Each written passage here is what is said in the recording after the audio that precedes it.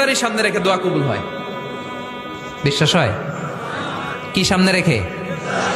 সামনে ইফতারি। বসে থাকে আমরা তৃষ্ণায় সারাটা দিন, ছাতি ফেটে যায়। আল্লাহ দেখে, দেখতে দেখতে আল্লাহর একটা সফট কর্নার তৈরি হয়। এটাই সুযোগ কাজে লাগানোর, ঠিক কিনা? মুমিন যোগ্য যে কোপ মারে, সময় মতো কাজ করে, ঠিক কিনা? আল্লাহ তখন ফেরেশতাদেরকে জিজ্ঞেস করে, এই ঘটনা কি? খায় না যে?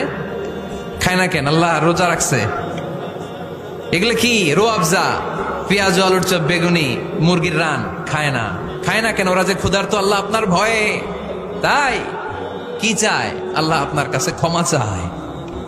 ক্ষমা চায়, আল্লাহ রহমতের দরিয়ায় জোশ খেলে যায়।